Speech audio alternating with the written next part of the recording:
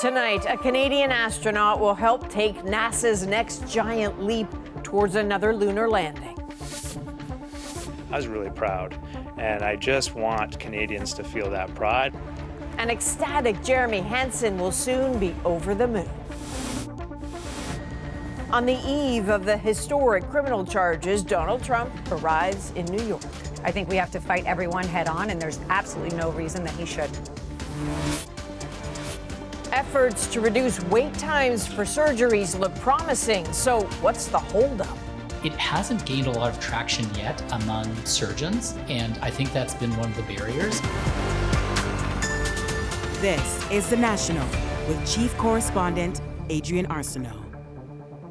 Tonight, Canadian astronaut Jeremy Hansen is celebrating his entry into history. He is set to be the first non-American to streak past Earth's orbit on a mission to circle the moon, and he'll be part of the first crew to fly the Orion spacecraft on a journey to that lunar frontier. Hansen has been piloting aircraft since his mid-teens. Now, with a wife and 3 children cheering him on, he's set to tackle those challenges and make Canada proud. Paul Hunter shows us today's big moments and the man at the center of it all. It's a new era of pioneers, star sailors. As NASA's opening video underlined, the identities of the 4 who will soon go to the moon were secret until the last moment. But at the ceremony introducing them, if you looked closely, the broad smile in that crowd of astronauts was a big giveaway. He's a Master of Science in Physics, an F-18 pilot, and a Canadian astronaut. Your mission specialist, Jeremy Hansen. London, Ontario's Jeremy Hansen, now officially among those who'll be the next humans to go to the moon. He and 3 Americans, now the crew of Artemis II. They'll go around the moon and back late next year. On stage in Houston, he underlined the hard work of Canada's space scientists, engineers, and astronauts in decades past. And all of those have added up to this moment where a Canadian is going to the moon with our international partnership, and it is glorious. The mission is a test for the rocket to see if it can take people there and back safely. If all goes well, the next crew to go will land on the moon. The head of NASA tells CBC News the historic test mission is in good hands. What's your message to Jeremy Hansen? Well, Jeremy is the best of the best, and he's going to enjoy it. He is going to make great history as the first international astronaut to go to the moon. Congratulations. Yeah, afterward, Hansen told us it's all a bit unreal, but he feels an immense sense of pride. Not for myself, but for Canada, like as a Canadian, truly. To stand on that stage and see the Canadian flags up there, I was really proud. And I just want Canadians to feel that pride. I want Canadians to realize, hey, you know, we are up to big things here. Canada can accomplish the seemingly impossible when we believe in ourselves. Paul, what a moment for Jeremy Hansen. Obviously, though, he didn't find this out today. Yeah, no, he found out 2 weeks ago. I asked him that. I said, who'd you tell first? He said his wife and then his kids. I also said, you know, are you going to take anything up with you, like a toonie or a loony or anything? He said he will. He's not sure what. It'll be something to do with his family, though. Then I said, thanks. Nice chatting with you. We shook hands. He said, I want to say one more thing, Paul. I want to say thank you, Canada. Here's that clip. I really appreciate the thousands of people that have, step by step over decades, worked hard, had a huge vision and a can-do attitude, and they have gotten us to this point. And this is not the pinnacle for Canada. This is just one more step along the way. We're going to go do some even more amazing things in the future. It's not the end, Adrian. It's just the beginning. All right, lucky Paul Hunter in Houston tonight. Thanks, Paul. You are looking at a shot of Trump Tower in New York City, inside the man who named it. Donald Trump is set to turn himself in tomorrow, the first former president to be a criminal defendant. Katie Simpson takes us through what so many were watching today. Every movement watched oh so closely. Donald Trump's return to New York City, full of made-for-TV moments, all for the president that TV made. With a wave and a smile, he headed north, where history awaits, and the reality of this spectacle is about to set in. I think we have to fight everyone head on, and there's absolutely no reason that he shouldn't. Trump's attacks on District Attorney Alvin Bragg are intensifying, and he's gone further. Writing on social media, it's impossible for me to get a fair trial, complaining there's a Trump-hating judge, behavior his lawyer defended. And I think he has a serious concern. I think that's how he feels, and he has a right to voice that. It's a First Amendment right. A few dozen supporters or so heeded the former president's call to protest. Give me liberty or give me death. Now it's Trump or death. This man who sells Trump merchandise says he's expecting to witness the next insurrection. The New York City mayor and police disagree, saying there's no specific threat of violence, urging demonstrators to behave. Our message is clear and simple. Control yourselves. New York City is our home, not a playground for your misplaced anger. As a precaution, security is ramping up around the Lower Manhattan courthouse, where Trump will surrender, becoming the first former U.S. president to be arraigned. Be taken into custody with his Secret Service detail in tow. He will be booked, so he'll be fingerprinted. He'll get a NICID number, which is the New York State tracker that shows you've been arrested and charged with a felony. There are no signs any of this is hurting Trump's re-election campaign, baffling some American voters. If any other candidate had legal trouble, it might be bad for them. But I think if Donald Trump has legal trouble, it just gives him juice. Katie, I know you spent the whole day at Trump Tower. What stands out to you? I've been to a lot of Donald Trump events, Adrian, and what kind of surprised me was the lack of supporters here. There were far more actual tourists just stopping by to gawk at what was going on and take photos and try and learn more than there were actual demonstrators. It was still pretty chaotic, though. People were wandering in and out of live traffic. Luckily, no one was hurt, at least that we saw.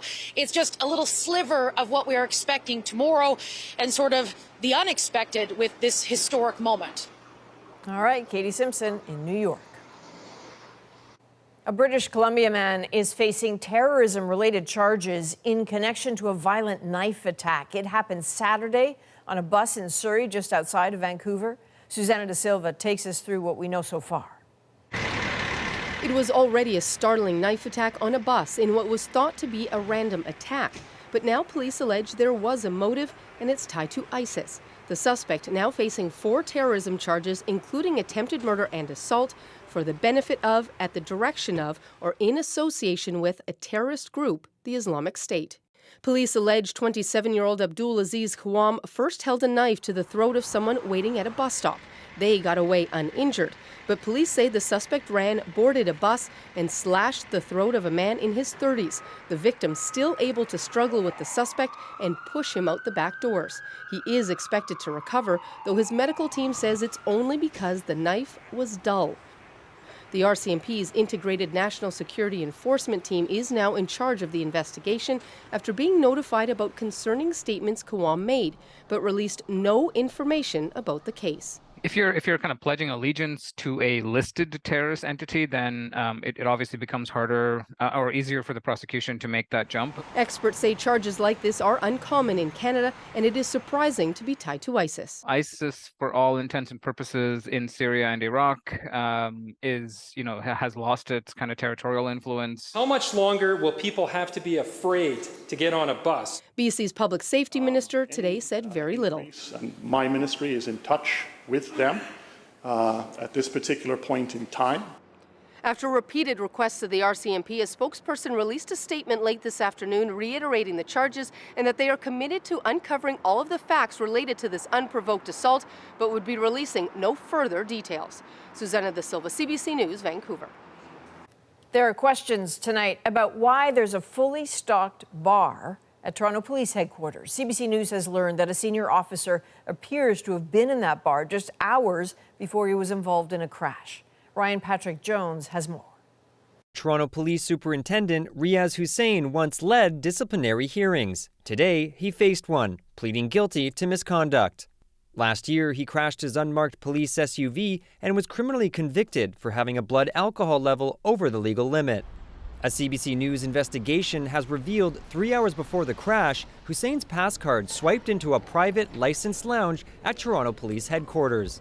It's unclear what the officer did inside the room, but the fact that the bar exists is now raising questions.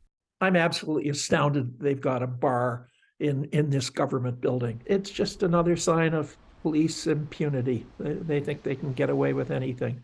The former chair of the Toronto Police Services Board also has concerns. We need to discuss whether it is appropriate in this day and age, whether as an example to the community, the police should not rethink the propriety of having a bar. Neither Hussein nor his lawyer commented after today's hearing. But this injury lawyer says the police bar could leave the force open to liability. You always look to make sure you include in a lawsuit any potential party who could be responsible. And you would likely sue the establishment where the person was drinking. While Toronto police say the lounge complies with all regulations, the force is not talking about whether the bars should remain, and there was no mention of it at today's disciplinary hearing. At that hearing, Hussein was demoted from superintendent to inspector for 1 year. Ryan Patrick Jones, CBC News, Toronto. Tonight, Vladimir Putin awarded Vladlen Tatarsky the Order of Courage. It was a posthumous award. The Russian military blogger was just killed by a bomb in St. Petersburg. Briar Stewart looks at the fallout. Just a few meters from the site of Sunday's blast, a small memorial for a military blogger. Vladlen Tatarsky was killed during this explosion. This is him moments earlier as he hosted a patriotic pro-war meeting at this cafe. I'm not surprised it happened in St. Petersburg, said one of his supporters. There's a lot of liberal scum. The authorities arrested 26-year-old Daria Trepova, an anti-war activist. They say she gave Tatarsky a small statue allegedly filled with explosives, and then confessed to it in this heavily edited video, likely made under duress. When Trepova is questioned where she got the statue, she asks investigators if she can tell them later. Russia blames Ukraine's Secret Service and say they were working with supporters of Russia's imprisoned opposition leader, Alexei Navalny. This cafe is linked to Yevgeny Prigozhin, the founder of Wagner, a mercenary army with close ties to the Kremlin. Prigozhin, however, doubts Kyiv was behind the blast and blames radicals. As for the blogger killed, Tatarsky, whose real name is Maxim Fomin, has fought for pro-Russian separatists in eastern Ukraine. Last fall, he boasted that Russia will kill everyone and rob everyone as necessary. How well known was Tatarsky? He was one of the pro-war correspondents, sometimes critical of Russian Ministry of Defense. This analyst thinks the government will use the attack as an excuse for an even harsher crackdown on Russian society. Now we're probably going to see even more restrictions, new measures being introduced. Even though there are still many questions about who is really behind this explosion and why. Briar Stewart, CBC News, London. Now, soon after Vladimir Tatarsky's death in St. Petersburg, Yevgeny Prigozhin dedicated his private army's latest victory to the blogger in a video purportedly taken at the front lines in Ukraine. Legally, we've taken Bakhmut, Prigozhin said, claiming to place a flag on the city council building. And if this unverified drone video is accurate, that flag is on a pile of rubble. The building obliterated along with much of the city center. Ukraine's position in Bakhmut has gone from bad to worse. A month ago, its forces were surrounded on 3 sides, but instead of cutting the city off, Russia is taking Bakhmut directly, block by city block. Prigozhin's video suggesting its forces have reached that city council building right here. Russia's assault on Bakhmut is in its 9th month, gradual but relentless. And against the odds, Ukraine seems to be clinging to every inch. U.S. media is reporting that the balloon that flew over Canada and the U.S. back in February was able to send real-time data to Beijing. The Pentagon says it is still investigating. We do know that the balloon was able to be maneuvered and purposely driven along its track, but not going to get into specific sites it was able to hover over. NBC describes the U.S. actively hiding intelligence targets from the balloon and trying to jam its real-time communications before finally blowing it out of the sky once it was over the ocean. Alberta's premier reiterated today that neither she nor her office engaged in inappropriate conduct regarding COVID-19 prosecutions. I have been clear that neither I nor anyone within my staff have contacted any Crown prosecutors, as has been alleged. CBC News has reported on contact between the Premier's office and the prosecution service regarding criminal cases related to last year's blockade in Coutts. Danielle Smith is threatening legal action against the CBC and wants it to apologize for and retract its recent reporting. The CBC says it stands by its reporting. Turning to Prince Edward Island now, where Dennis King is returning to the Premier's office with a huge majority government after today's provincial election. Kate McKenna is at King's HQ in Charlottetown tonight. So, Kate, that wasn't even close. In the end, not close at all. A very comfortable majority government for Dennis King. You can hear party faithful in the room behind me celebrating. Now, this campaign, this election was really a referendum on Dennis King's management of the past 4 years. P.E.I. has faced an awful lot of challenges, including 2 large destructive storms, Fiona and Dorian. The pandemic, of course, everyone knows, as well as an export ban on seed potatoes.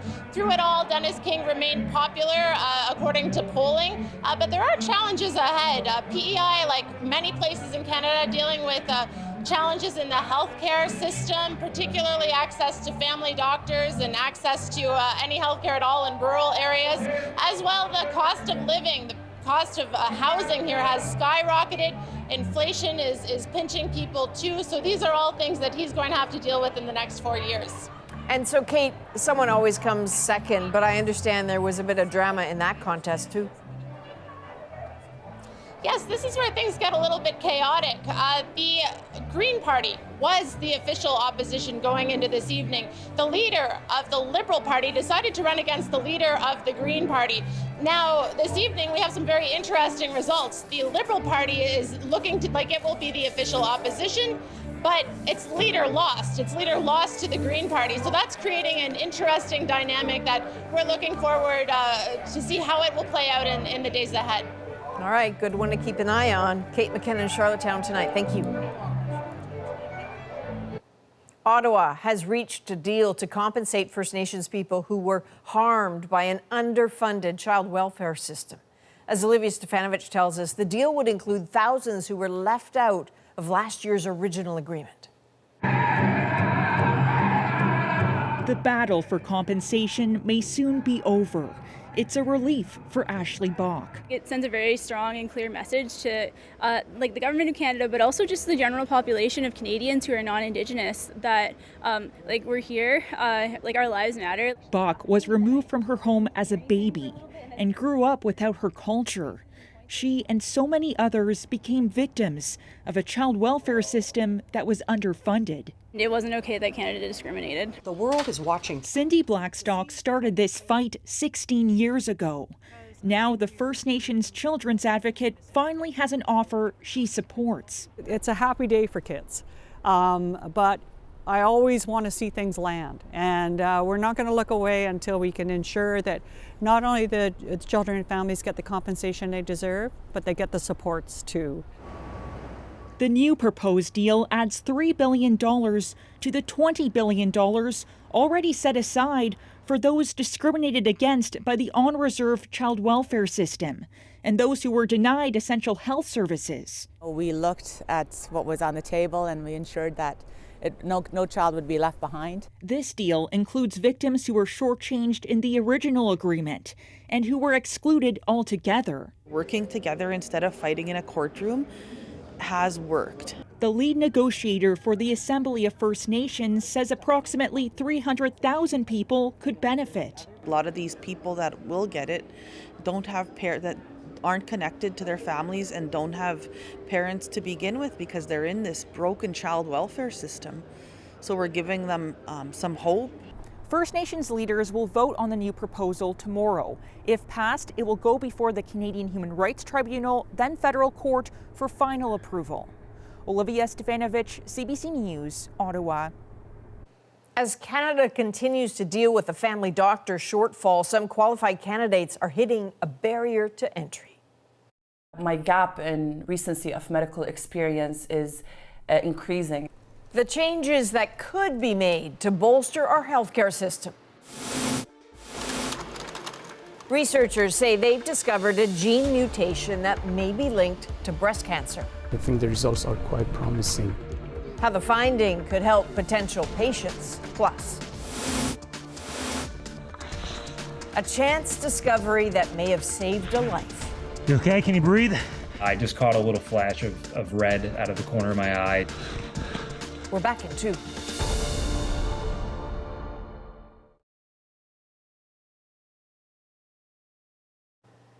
After 2 years of hurdles, Rogers has finalized its acquisition of Shaw. The $26 billion deal was approved by Ottawa last week, but the telecom giant has to invest billions in network upgrades. And Freedom Mobile, which was sold by Shaw as a condition of the deal, must now offer lower-cost cell phone plans. And there's some big news for MMA and pro wrestling fans. The two biggest names in those sports are coming together to form a new entertainment giant. World Wrestling Entertainment is merging with UFC's parent company, Endeavor, which will control 51%. Controversial WWE boss Vince McMahon will remain as its executive chairman. 1 Canadian in 5 doesn't have a family doctor. That's a critical shortage we've reported on a lot recently. Tonight, we look at a new trend that is not helping. Karen Pauls looks at why family medicine residencies are going unfilled. The process to becoming a family doctor starts when graduating medical students apply to the residency programs where they'll learn a specialty. But there's a problem. Over the last 5 years, we've seen a decline in the number of learners that identify family medicine as their first choice. It's about 30% right now. Here's how the process works. The Canadian Resident Matching Service, or CARMS, uses an algorithm to correlate each student's list of preferred specialties and locations with the top choices of each residency program. Matches are made and futures are secured. It's a big deal because doctors can't get licensed without finishing a residency.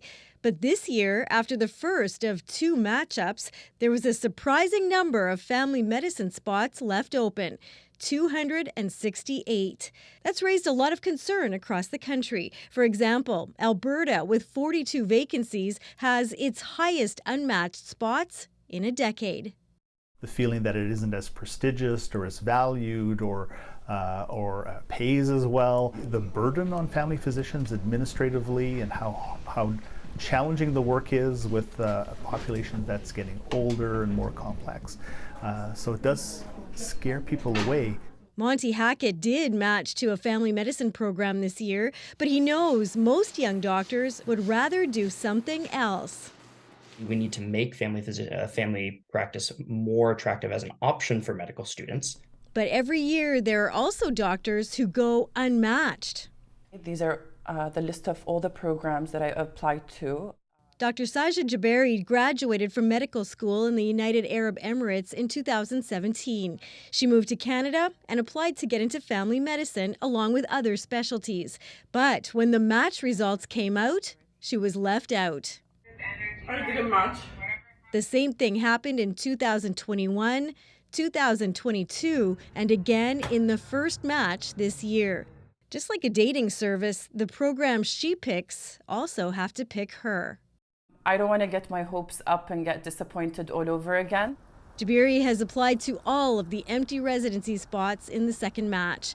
She's also considering moving to the United States. I do wish to be able to practice and do what I love most. It's clear something has to change because Canada isn't training as many family doctors as it could be, even as millions of Canadians don't have access to one. Karen Pauls, CBC News, Winnipeg. A program in the U.S. is making housing an essential part of health care. So this is a great example of a room here at our Blackburn Center. The transformative impact it's having on so many lives. Every time I come home, I thank God for it. And exposing a flaw in Canada's surgical backlog. What we really have are hundreds or thousands of surgeons operating their own private businesses. The change that could get people the help they need significantly sooner. The National takes you deeper into the story shaping our world. Next.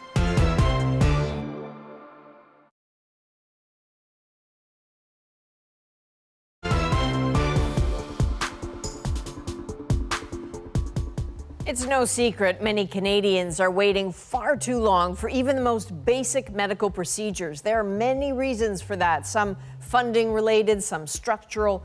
But one possible solution already being tried sounds remarkably simple and effective.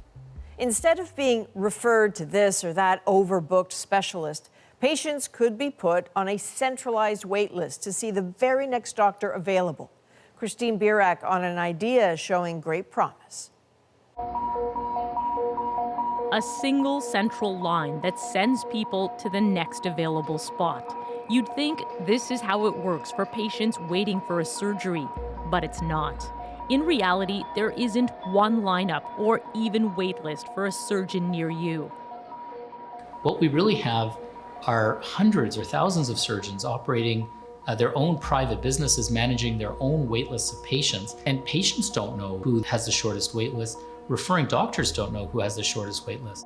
Dr. David Urbach says it creates inequity, as some patients end up waiting much longer than others. How's it feeling for you now? Not bad. Not bad? Okay. During surgery, you'll feel cold water and some bright Ian lights. Whitehead is not in a private for-profit clinic. He's in a hospital for cataract surgery. I'm really happy to be where I am today, and I'm getting it done so quick.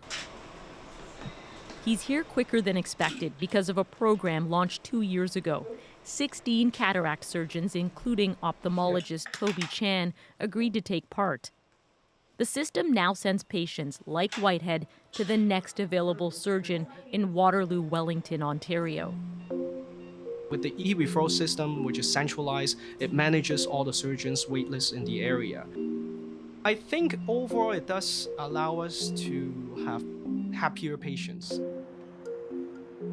So what are we looking at here? Yeah, so this is an online directory that has real-time wait times. Each individual doctor has their wait time listed here. If you look at this, there's Dr. Mohammed Al-Arakia is a family doctor in Waterloo, Wellington. 4 to 6 months. Tired of blindly referring his patients to busy specialists, he began working on this centralized e-referral system in 2016.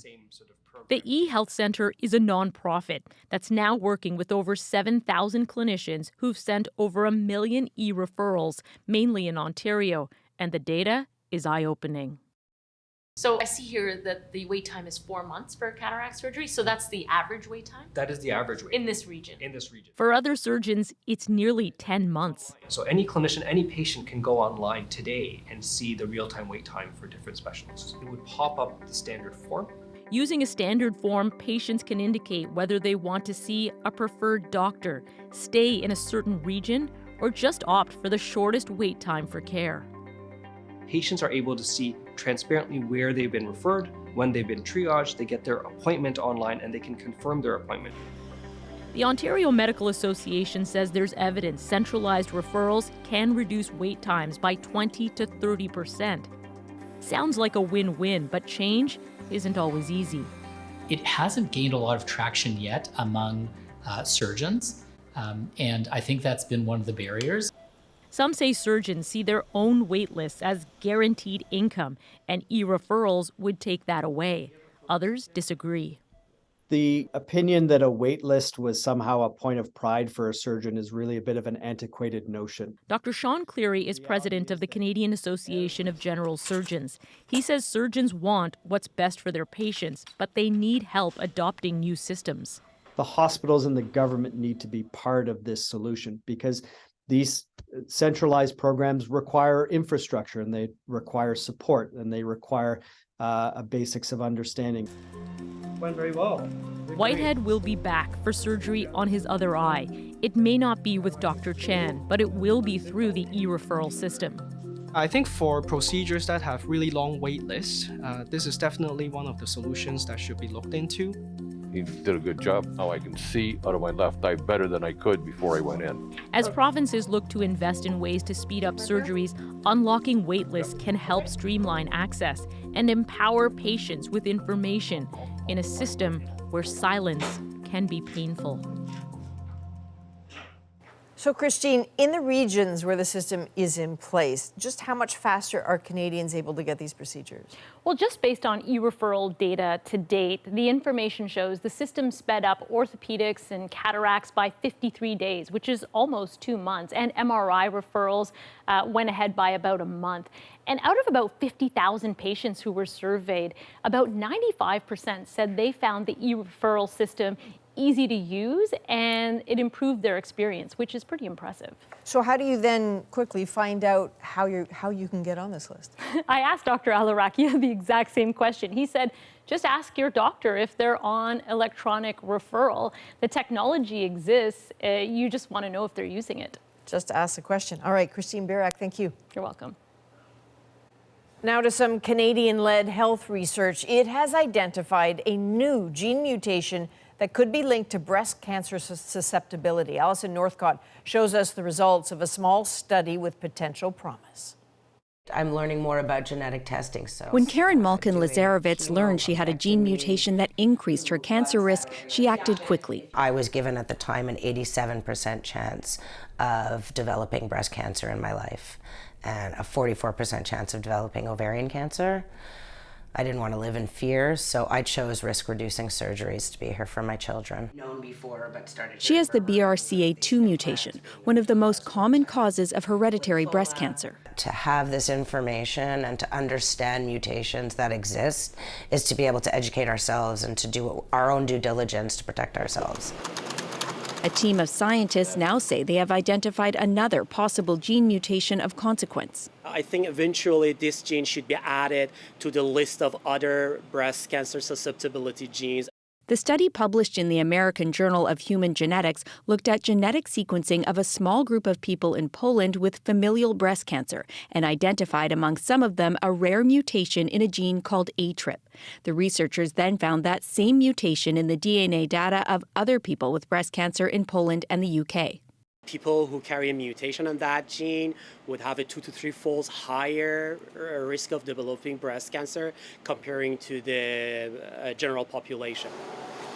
Akbari says more research is needed to back up the findings, and while this mutation appears to be much less common among breast cancer patients than those already screened for, this scientist says this kind of research is valuable. I think the results are quite promising.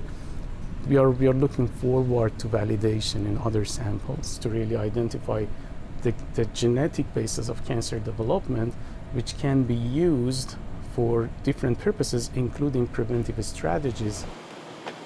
The Canadian Cancer Society says the discovery is promising, and it's looking forward to see how the research develops. Alison Northcott, CBC News, Montreal. Adding housing to the healthcare equation. I couldn't have done it without the housing. The benefits of getting people off the streets while providing treatment.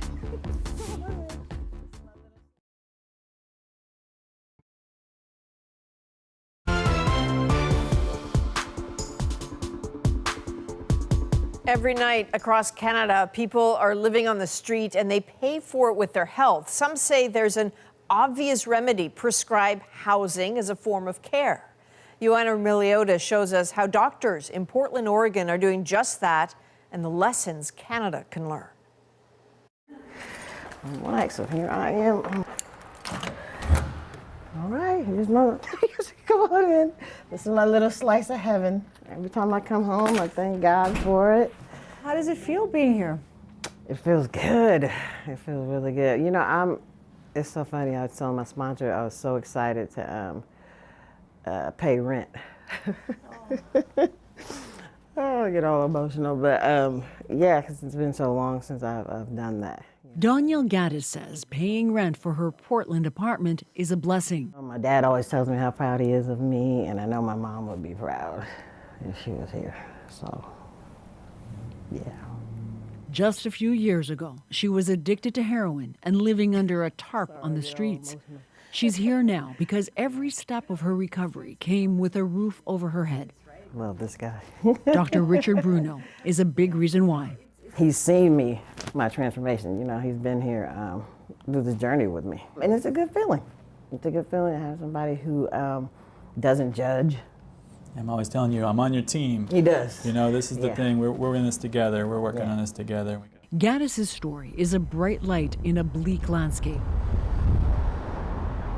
And it's a long way from living in a tent in a city full of them. Along Portland's highways and streets, crushing poverty, addiction, illness, it's everywhere you look. It's obvious people living out here need care, and they need homes. Getting people off the streets and providing housing as the most basic form of healthcare is happening here in Portland. It's not solving the problem, but it is saving lives. This is Blackburn Center, one of the 30 buildings run by Central City Concern, a nonprofit agency determined to house the homeless. Absolutely. We think that housing is healthcare and housing is life-saving. Bruno is the senior medical director of primary care for the agency. The center here offers wraparound care and housing to the sick and the vulnerable who have nowhere to go. I had a gentleman who I saw the other day who half of his foot was cut off after having frostbite, right? And he was discharged back to his tent where he was on crutches and having to sort of walk through the snow. And his wound opened up and dehisced, and unfortunately started to get infected. So he came and saw us, and we said, "Where are you staying tonight?" And he said, "I'm going to go back to my tent." And I said, no, let's get you indoors, my friend. And we were able to get him into the recuperative care program. The healing from illness or addiction begins here, and so does a health plan that always includes a place to live. So this is a great example of a room here at our Blackburn Center. It can be sometimes a first stop for people on their road to recovery. And they're getting care? Like, are there nurses attending to them? Yes, we get a plan for the day, whether that includes going to a specialist visit or going to see one of the doctors downstairs, or any of our other services that exist across our agency. And we help them get a plan for transitional housing when they're ready and safe to discharge. How are you doing? I'm doing well. Bruno's team helped Gaddis get into transitional housing when she was ready. She walked in off the streets to a clinic in another of the agency's buildings and was immediately offered a spot in an in-house detox program. So where are we heading? Okay. 619, that's my room. Yeah. Apartment 619 became her safe place to keep recovering when she was drug-free. But in order to stay here, you have to participate in EAC, which is the Employment Access Center, outpatient treatment. And usually it's only a 9-month program, but I was here for 17 months. Yeah, because I really didn't want to leave, actually, to be honest with you.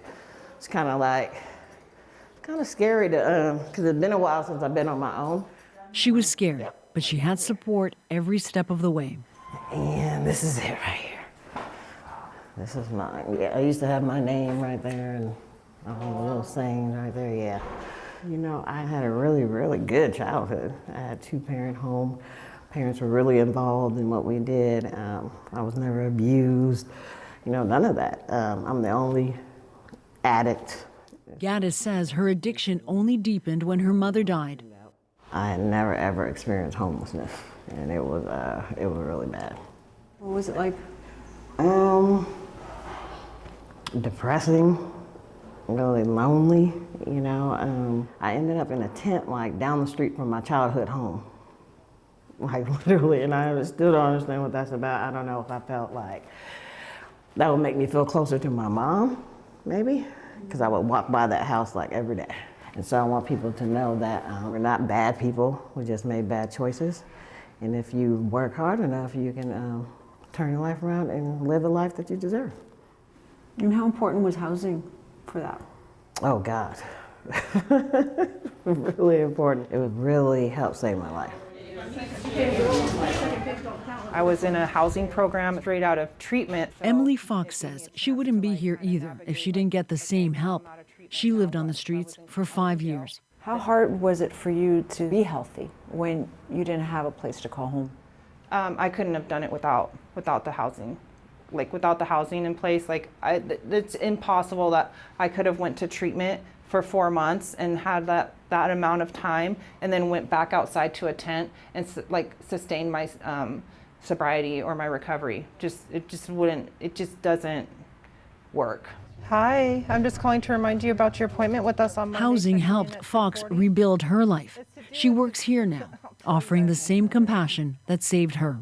Every day I'm just like in awe that I work with like such absolute angels, because we see a lot of like hardship and a lot of struggle, and like everybody's always so kind. When you see people coming in need, does it remind you of you? Yeah, 100%. And what do you see when you see those people? Hope. I can be like, I was actually like literally just like that, and with the right like support and the right like care, like you can come back from that. Hey, I have a news crew from Canada here with me. For Bruno, so much of his work is about restoring people's dignity in the face of so much inhumanity.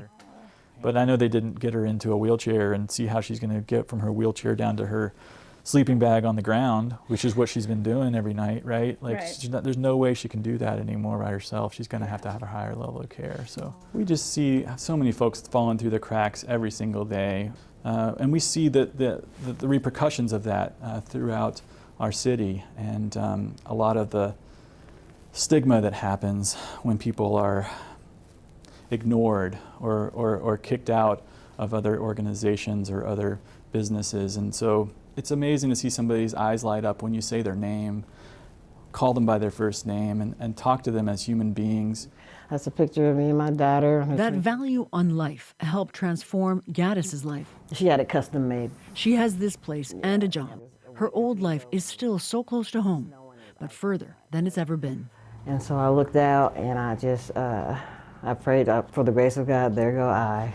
But I know if I can do it, that anybody can do it. So, Joanna, how much of a dent is this making? It's making a difference and it's saving lives, but the agency we spoke to manages about 2,500 housing units, and the homeless population in Portland is about 6,000. But there are plans to invest more and to build more affordable housing stock. And it's really, the doctors there are practicing a vision. They truly believe that people can restore their lives with the right supports, and that housing is critical to that. So people are always looking for good ideas to adapt here. So what specifically do you think Canada can pick up from this? Well, they are already starting an initiative here in Toronto to build a 51 housing unit on hospital land. Again, a whole focus on health and housing. So there are lessons to be drawn for sure. And while that's still relatively new and in development, it's small. But the plan is, and the hope is, that it can be scaled more broadly. And we'll have that story in a couple of weeks. Fantastic. Joanna, thank you. Thank you. A race against the clock to save a buried snowboarder. That was kind of where I felt the most panic, and this thought of like, oh my God, this person's about to die. Trapped under the snow with only minutes to breathe, a skier comes to the rescue in our moment. You okay? So you can barely make him out, but under all of that snow is Ian Steger. He got trapped while snowboarding in Washington, leaving him in desperate need of help. So as you just saw, that help came when Francis Zuber noticed something wasn't right and jumped into action. That heart-stopping rescue, and it ends well, is our moment. This thought of like, oh my God, this person's about to die. I just caught a little flash of red out of the corner of my eye when I turned around and looked back uphill and saw that it was a snowboard wiggling in the snow upside down. I was really just this moment of like, oh my God, like this person is stuck in a tree well. Hold on, I'm coming. The most stressful part for me was getting up to him and then digging to him. And you only have about 15 minutes if you're buried under the snow before you will suffocate. He had said that he had a small air pocket when he first fell into the tree well, but then, from moving around and trying to free himself, that closed in on him. And so he wasn't really able to breathe. Hey, you all right? Can you hear me? When I finally got to him and cleared his airway, and he was conscious still, he was able to talk to me. That was a huge relief. You okay? Can you breathe? Oh, yeah. Okay. We're good buddies now. We've been hanging out a good bit, and it's been a lot of fun getting to know him. Thank you. You're good, man. You're good. Okay, so I don't know how you feel about claustrophobia, but that is terrifying. Francis says he turned off his camera sort of midway through the rescue. Rest assured, Ian is okay. And incredibly, Francis, who skis the backcountry often, says he never goes into the backcountry without his shovel, which is what he used to get Ian free. That is the National for this April the 3rd. Thank you for being with us. Have a good night.